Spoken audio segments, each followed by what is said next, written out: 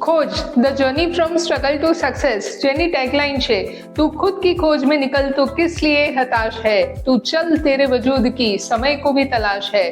Podcast એવા લોકોના podcast જેમને બહુ જ જર્ની ટ્રાવેલ કરી છે સ્ટ્રગલથી સક્સેસ તરફ, અને એવા જ લોકો ખોજ પર આવીને એમની એક્સપિરિયન્સ શેર કરીને આપ સૌની જિંદગી ઉજાગર કરવાનો પ્રયત્ન કરે છે। તો આવો આજે આપણે મળીએ આપણા સ્પેશિયલ ગેસ્ટને। જેમ આપણે જીવનમાં ડેલી મોબાઈલ નવા અપડેટ થઈ રહ્યા છે, અપગ્રેડ થઈ રહ્યા છે, એમ જ આપણા જીવન બી અપગ્રેડ કરી રહ્યા છે। પણ જો આ મોબાઈલ બગડી જાય ને તો જીવન છે ને અદ્ધર થઈ જાય છે, લોકોનું શ્વાસ રોકાઈ જતું હોય છે અને લોકો સૌ પ્રથમ સવારે ઉઠીને પહેલા મોબાઈલ શોધતા હોય છે। પણ અગર મોબાઈલ બગડી ગયું તો શું? આજના આપણા પોડકાસ્ટના મેઇન ગેસ્ટ છે મોબાઈલના ડોક્ટર, જે તમારા ઘણા બધા મોબાઈલની બીમારીઓને દૂર કરશે। સો આજના આપણા ડોક્ટર છે Nishit Shah. Welcome sir. Thank you very much. So આ ફિલ્ડમાં આવવાનો રસ કઈ રીતે પડ્યો કે લોકો તમને મોબાઈલના ડોક્ટર તરીકે ઓળખે? સૌ પ્રથમ તો હું પહેલા કોમ્પ્યુટર ફિલ્ડમાં હતો। કોમ્પ્યુટર ફિલ્ડમાં અમે અમારા બીજા 3 કઝિન્સ અમે ચારે હતા, એટલે મેં એવું વિચાર્યું કે જો ચારે ભાઈઓ એક જ ફિલ્ડમાં રહીશું તો કોઈ કામ નથી, મેં તો આપણે કંઈક અલગ વિચારીએ। બિલકુલ। અને એ વખતે મોબાઈલ નવો હતો, પેનાસોનિક કંપનીથી સ્ટાર્ટ થયું હતું, તો અમે મોબાઈલ ચાલુ કર્યું। ઓકે, એટલે પેનાસોનિકના સમયથી તમે તો પેનાસોનિક GD92 સૌ પ્રથમ એ ફોન મેં લીધો હતો હાથમાં। અરે વાહ, એટલે ઓલમોસ્ટ 15-20 વર્ષ થઈ ગયા એ વાત? 20 વર્ષ। વાવ।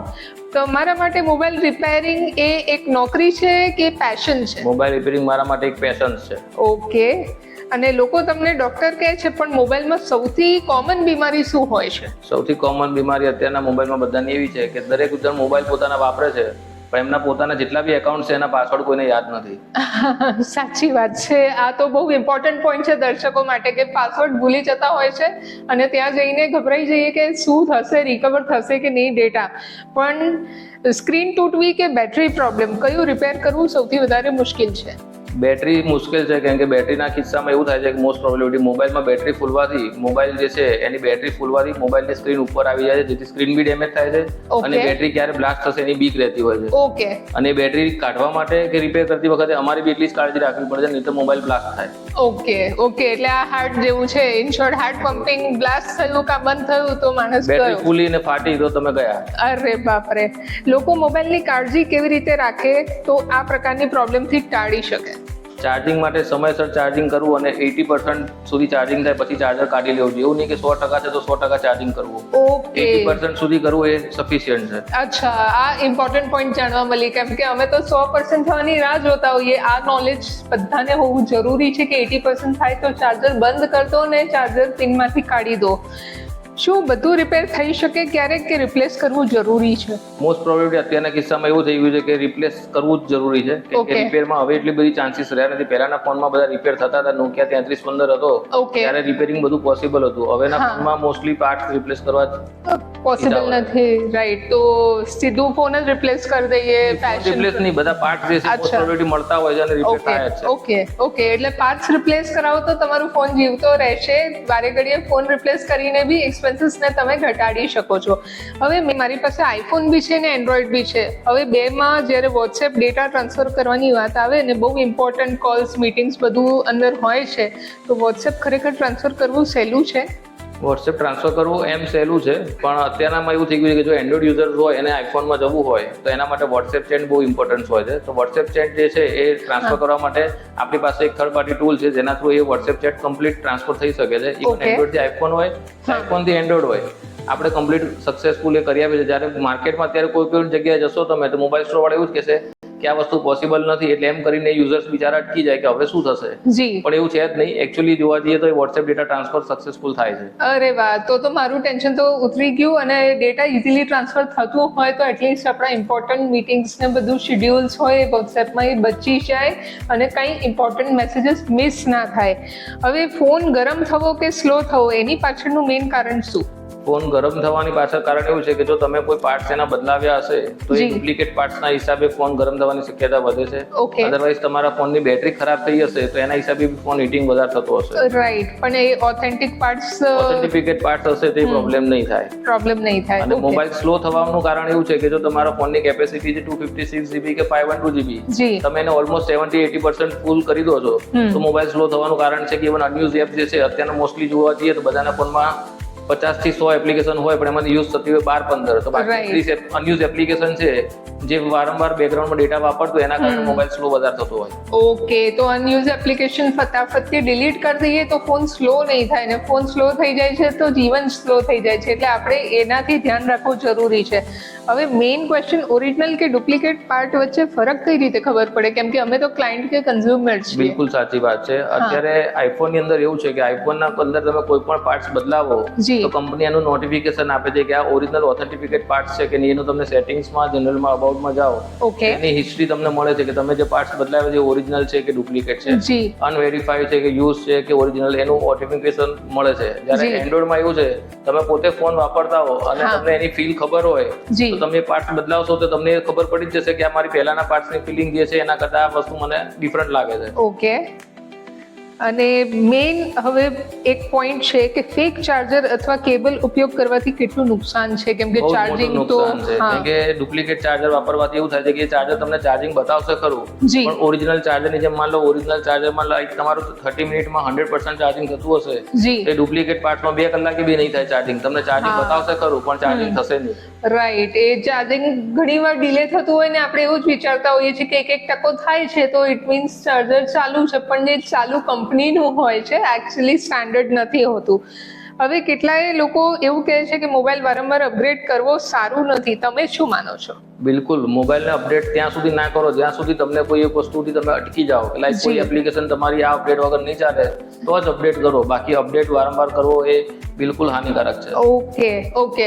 હવે આજકાલ બધા જે ફેસબુક ને ઇન્સ્ટા પર નિર્ભર થઈ ગયા છે ને આખી લાઈફ એમની ડિસ્પ્લે કરતા હોય, જ્યાં જાઓ ત્યાં સ્ટોરીઝ ને બધું આવતું હોય છે, એને સેફ કઈ રીતે રાખવું? સેફ કરવા માટે સૌથી પહેલી વસ્તુ એવી છે કે તમારા કોઈ પણ સોશિયલ મીડિયા એકાઉન્ટ છે એને તમે 2 ફેક્ટર ઓથેન્ટિફિકેશન કરીને તમે એને 2 ફેક્ટર ઓથેન્ટિફિકેશનથી સેફ રાખો, જેથી કરીને અનઓથોરાઇઝ એક્ટિવેશન કોઈ તમારું લોગિન ના થાય. જી.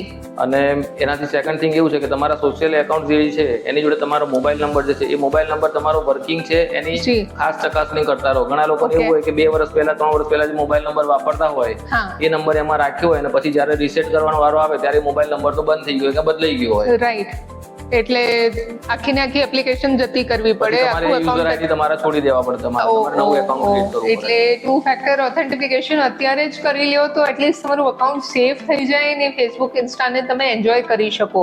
અને શું તાત્કાલિક અમે જે સ્ટોરીઝ અપડેટ કરતા હોઈએ છે કે બહારગામ ગયા કે ગમે ત્યાં ગયા તો એ સ્ટોરીઝ અપડેટ કરવી એ સેફ કહેવાય કે નહીં કહેવાય? ના, સેફ છે એવું કશું વાંધો Okay. નહીં. તમારું ફ્રેન્ડ સર્કલ શું છે, તમારા ફોલોવર્સ શું છે શું? એના ઉપર આ વસ્તુ ડિપેન્ડેડ છે. તમારા ફોલોવર જે છે તમારા ઓથેન્ટિફિકેટ કે તમારા સર્કલના જ હોય તો એ સેફ રહે. Right. તો તમે અનવોન્ટેડ તમે ફોલોવર્સ તમારા રાખ્યા હશે કે તમે જી. કોઈને બી તમે ફોલો કરતા હશો હા. અને તમે એ વસ્તુ મૂકો છો તો તમારા માટે બિલકુલ એ એ unsafe છે. સેફ નથી. રાઈટ. શું હવેની જે રિપેરિંગ છે એ ફ્યુચર ઓટોમેટિક મશીનો લઈ જશે કે માણસ કરશે? હજી કોઈ પણ વસ્તુ કેટલી બી ટેકનોલોજી અપડેટ થશે, માણસ વિના કશું જ કોઈ પોસિબલ નથી. ચાહે કોઈ કેટલી બી અપડેટ લાવે, ઓકે. મશીનને ચલાવવાળો તો માણસ જ છે. માણસ ચલાવશે તો Okay. મશીન ચાલશે. સાચી વાત છે. તમારા કામમાં સૌથી મજેદાર ને યાદગાર અનુભવો કેવા હોય છે? યાદગાર અનુભવમાં એવું છે કે જ્યારે આઈફોન લોન્ચ થયો સૌથી પહેલા ત્યારે આઈફોન 2G આવ્યો હતો. એ આઈફોન 2G ને ઇન્ડિયામાં જ્યારે આવ્યો ત્યારે સૌથી પહેલા એને જેલબ્રેક સિસ્ટમ હતી. જેલબ્રેક Okay. કરો તો ઇન્ડિયાનું સિમ ચાલે. અચ્છા. તે જેલબ્રેક કેવી રીતે કરવો એના માટે લગભગ 2006માં મેં 5,000 રૂપિયા આપ્યા હતા એ શીખવા માટે વાવ. કે ભાઈ આને જેલબ્રેક કેવી રીતે કરી શકાય. ઓકે. એટલે આ નાની પોઈન્ટ્સ છે ને જે દરેક ક્ષેત્રમાં એક વ્યક્તિને એના જીવનને અથવા કાર્યક્ષેત્રને અપડેટને અપગ્રેડ કરતી હોય છે. હવે ફક્ત મોબાઈલ નહીં, માણસને બી અપગ્રેડ થવું જરૂરી છે. સો આ નાના પોઈન્ટ્સને ધ્યાનમાં રાખશું તો તમે તમારા દિવસમાં જેટલી વાર મોબાઈલને હાથમાં લેશો ને તમને યાદ આવશે કે આ કેટલું ઇમ્પોર્ટન્ટ છે. જો તમે મોબાઈલ ડોક્ટર ના હોત તો તમે કયા ક્ષેત્રમાં હોત? બટ ઓબ્વિયસલી પહેલા કોમ્પ્યુટર ફિલ્ડ જ હતું તો કોમ્પ્યુટર ફિલ્ડમાં as a Okay. Computer engineer તરીકે. ઓકે, તો મોબાઈલના ડોક્ટર નહીં તો કમ્પ્યુટરના ડોક્ટર, પણ મશીન તો હાથમાં જ. વાવ. મોબાઈલ રિપેરમાં આવવા ઈચ્છતા યુવાનોને શું સલાહ આપશો તમે? મોબાઈલ રિપેરિંગમાં આવતા જે કોઈ લોકો હોય, મારું એમને એક જ એવું કેવું છે કે તમે ભલે મોબાઈલ રિપેરિંગમાં તમે આવો, જી. પણ જો તમે મોબાઈલને તમારો પોતાનો સમજીને રિપેર કરશો હા. તો જ તમે તમારા કસ્ટમરને સેટિસ્ફેક્શન આપી શકશો. રિપેર કરવા ખાતર રિપેર કરવાથી રિપેર ના થાય. રાઈટ. તમે એને પોતાનો ફોન સમજીને રિપેર કરશો તો જ એનું આઉટપુટ મળશે. પરફેક્ટ. ફટાફટનું rapid fire round mobile doctor સાથે. તમને એન્ડ્રોઈડ ગમે કે આઈફોન? આઈફોન. વાવ. સૌથી ફેવરેટ મોબાઈલ બ્રાન્ડ? એપલ. સૌથી બોરિંગ બ્રાન્ડ?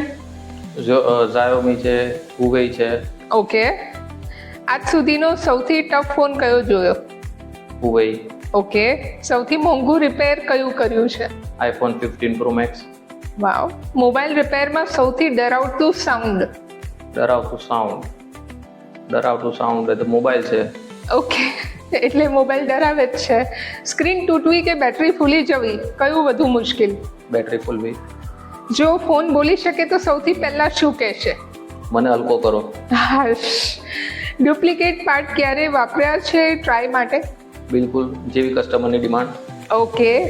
એક ફોન જે તમે ક્યારેય વેચશો નહીં? હુવેઈ. ઓકે. કયો ફોન તમે કોઈને ભલામણ નહીં કરો? That is Huawei. રિપેર કરતી વખતે સાંભળવાનું ફેવરેટ ગીત? Most probably dance related. અચ્છા. મોબાઈલમાં સૌથી યુઝલેસ એપ? યુઝલેસ એપ્સમાં તો ઘણી બધી એપ્સ આવતી હોય છે. ઓકે. ગ્રાહકની સૌથી ફની ફરિયાદ કેવી હોય? મારો મોબાઈલ હેંગ થાય છે. અચ્છા. એટલે સુસાઇડ કરવા લટકવા જઈ રહ્યું છે. ઓકે. એ ફની ફરિયાદ. રિપેર કરતી વખતે ક્યારે ઝટકો લાગ્યો છે? ઇલેક્ટ્રિક ઝટકો ના લાગે. મોબાઈલમાં મેક્સિમમ વોલ્ટેજ 3.8 વોટ હોય છે, એટલે Okay. ઝટકો ક્યારે ના લાગે. અચ્છા. તમે વધુ પ્રેમ કોને કરો છો, ટૂલ કિટ કે મોબાઈલ? Tool kit. વાવ. રાતે ચાર્જ પર મૂકવો કે નહીં? ના મુકાય. ના મુકાય. મોબાઈલ ડોક્ટર તરીકે સૌથી ગર્વનો પળ કયો? આઈફોન 15 Pro Max આખો તૂટેલો આવ્યો હતો, જે કોઈ પણ જગ્યાએ રિપેર થયો નહોતો. એ 4 દિવસે પણ એ રિપેર કરી દીધો હતો. સુપર. ફ્યુચરનું ડ્રીમ ફોન કયો છે? જે નવો અપડેટ આવે. અચ્છા. મોબાઈલ માટે તમારું એક લાઈનનું મંત્ર શું? લો સ્પેસ યુઝેજ, ફાસ્ટ રિસ્પોન્સ. વાવ. એટલે સ્પેસ ઓછી રાખો તો રિસ્પોન્સ ફાસ્ટ આપશે. આ મોબાઈલ છે, મશીન છે, માણસ નથી. નહીતર રિસ્પોન્સ આવે તો ઊંધું આવે. ઓકે. એન્ડ એઆઈ લવર તમે છો કે નહીં? ચેટ જીપીટી નું યુઝ આમાં તમારે કામ લાગે છે કે નહીં? લાગે, ઘણી જગ્યાએ લાગે છે. Okay. એટલું જરૂર નથી. અચ્છા.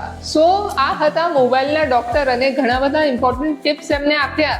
તો હવે આ ટિપ્સને તમે યુઝમાં લઈ શકો ને તમારા મોબાઈલને બચાવી શકો છો. આવા ડોક્ટર જો લાઈફમાં હોય તો મોબાઈલને સુરક્ષિત રાખવું એ આપણા માટે બહુ ઇઝી બની જતું હોય છે.